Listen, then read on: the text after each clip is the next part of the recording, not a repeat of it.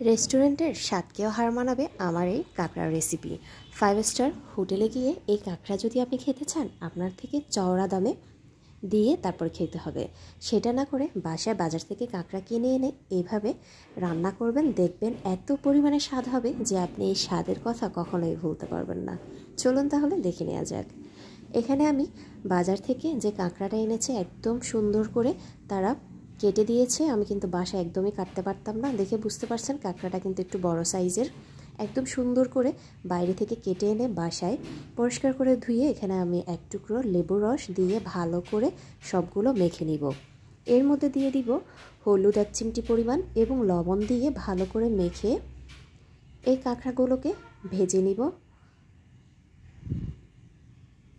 আপনারা বাসায় এনেও কিন্তু কেটে তারপরে পরিষ্কার করে রান্না করতে পারেন।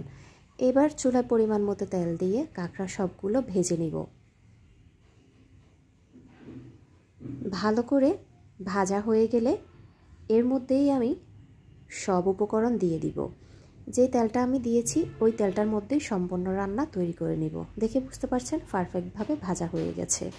এর মধ্যে আমি দিয়ে দিয়েছি সয়া সস 2 টেবিল চামচ এবং সাদা গোলমরিচের গুঁড়ো 1/2 চামচ, 1 টেবিল চামচ আদা রসুন বাটা, পেঁয়াজ বাটা দিয়েছি 1 চামচ, টমেটো একটি আমি গ্রেট করে দিয়েছি।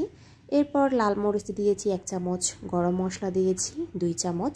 এখানে একটু মশলা দিতে হবে কাঁকড়ার মধ্যে।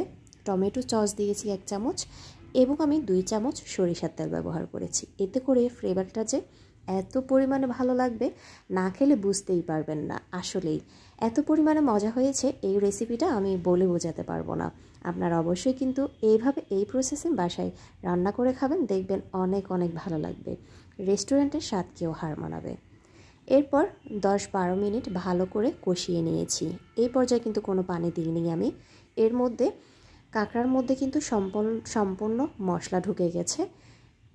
এই পর্যায়ে দিয়ে দিয়েছি আমি 1 কাপ পরিমাণ পানি। এর মধ্যে আমি আর কোনো পানি ব্যবহার করব না। এই 1 কাপ পানির মধ্যেই কিন্তু কাঁকড়ার রান্নাটা হয়ে যাবে। কাঁকড়ার মধ্যে কিন্তু ঝোল দেওয়া যাবে না, বেশি ঝোল রাখা যায় না।